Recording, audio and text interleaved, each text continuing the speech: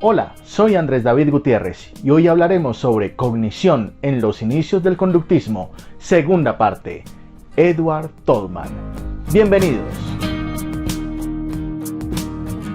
Tolman fue un psicólogo estadounidense conductista famoso por introducir el término mapas cognitivos. Pero partamos del hecho de que Tolman era conductista básicamente por accidente, porque no había más para dónde coger. Estamos en un contexto histórico en donde o eras filósofo o eras psicoanalista. Y lo más parecido de hacer una ciencia rigurosa, empírica y experimental desde la psicología se llamaba conductismo. Pero hoy todos sabemos que Tolman era un cognitivo disfrazado de conductista.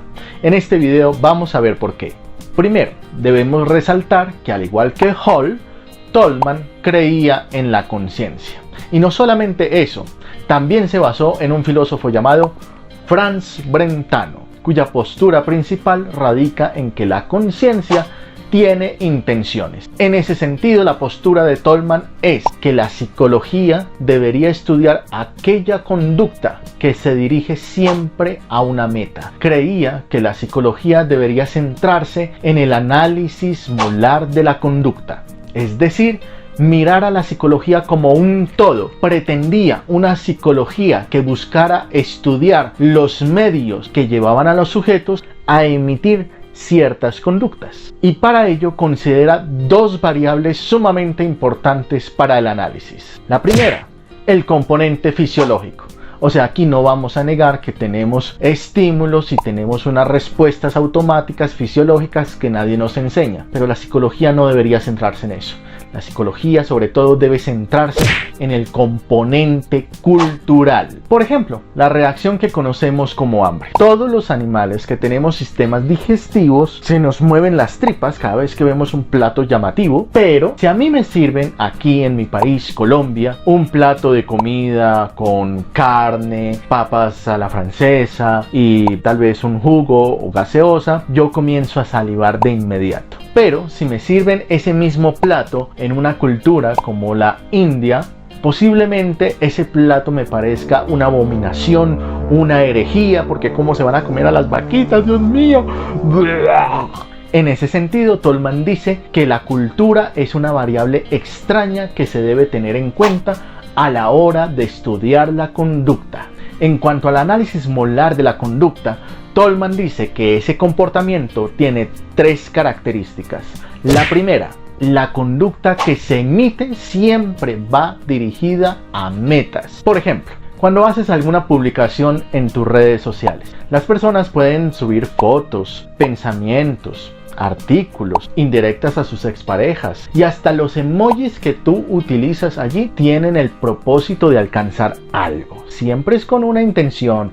A mí no me engañas y al conductismo menos. Segunda característica. Siempre que se emite una conducta hay interacción entre el sujeto y el ambiente. Lo que quiere decir es que el comportamiento siempre se da en un contexto y cambia en función de ese contexto. Por ejemplo, no es lo mismo tu conducta en tu casa, a si estás en un estadio, a si estás en una funeraria, en un restaurante, en una discoteca o lo que sea. Tu conducta va a cambiar y esa conducta está mediada por ese contexto en particular. Tercera característica, que siempre vas a tender a comportarte de la manera más simple posible. Es como si en nuestro cerebro predominara una ley de parsimonia, en donde siempre la respuesta más fácil va a ser la mejor alternativa. Por ejemplo, cuando comienzas a hacer ejercicio.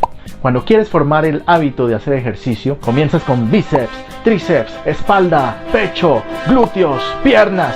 Y al siguiente día estás muerto. ¿Qué crees que va a hacer tu cerebro? ¿Te va a impulsar a que sigas haciendo ejercicio?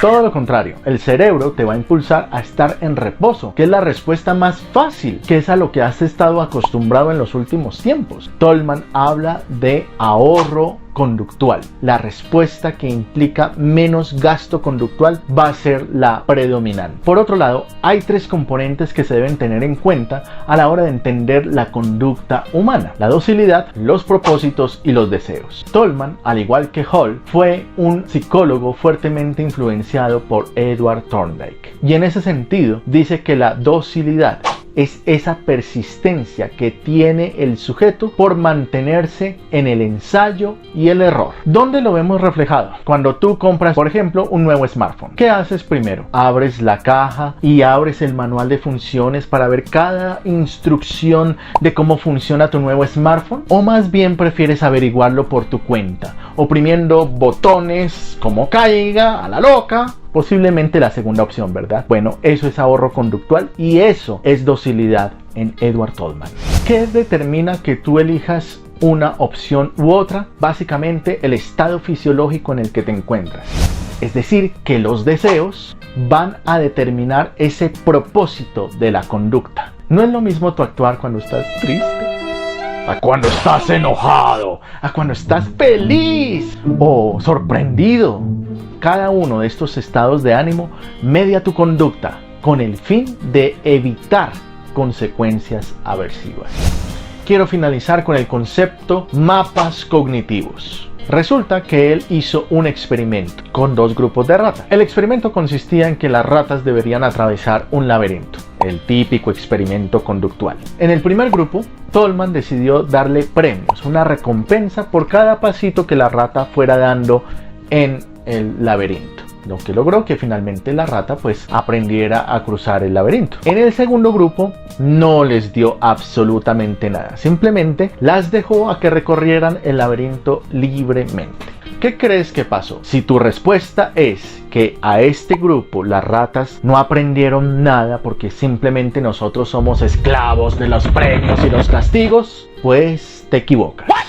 La diferencia entre este grupo de ratas y este radicaba en el tiempo de ejecución de la respuesta. Ante esos resultados, Tolman decide hacer un nuevo experimento y entrena a las ratas para que crucen el laberinto. No obstante, en una segunda fase del experimento decide inundar el laberinto. Ante esta nueva situación, Tolman no las había recompensado y aún así las ratas solucionaron el problema. ¿Qué pasó? Que al parecer las ratas crean una especie de mapas cognitivos que les permite ubicarse espacialmente en el contexto aun cuando las condiciones del mismo hayan cambiado. Ahora, ¿eso cómo lo veo en la vida cotidiana? Muy fácil. Imagina en este momento la ruta que tú tienes que hacer desde tu casa hacia tu lugar de estudio o de trabajo. Posiblemente en estos momentos tú estarás pensando en qué ruta de autobús debes tomar o cuál es la ruta o la línea del metro que debes tomar para llegar hasta allá, en qué estación debes bajarte, cuántas calles debes cruzar antes de llegar a tu destino. Y recuerdas todas esas cosas, no necesariamente porque hubiese un investigador, un profesor o tus papás premiándote en cada cosa que hayas hecho bien a la hora de llegar a tu destino. No, tú lo recuerdas porque lo repetiste en varias ocasiones. Y ese recuerdo es lo que se conoce como mapa cognitivo. Como ves, el conductismo mediacional podría verse como un claro precursor de lo que en 1948 se conoció como el Simposio de Hickson y que Howard Gardner va a llamar revolución cognitiva. Sin embargo, se considera conductismo por la rigurosidad en el método y el análisis experimental que se utilizó para estudiar estos conceptos. Hoy por hoy podríamos decir que muchos de los pensamientos de Edward Tolman aún se mantienen hasta nuestros días. ¿Podrías hacer algún ejemplo de algunos de estos postulados? Vamos, anímate a hacerlo ahí en la caja de comentarios. Y si tienes alguna inquietud, sugerencia o comentario sobre este video, házmelo saber allí mismo. Y si el video te gustó, ya sabes, manito arriba y suscríbete a mi canal para más contenido. Y nos veremos la próxima semana para seguir formando conciencia. Nos vemos.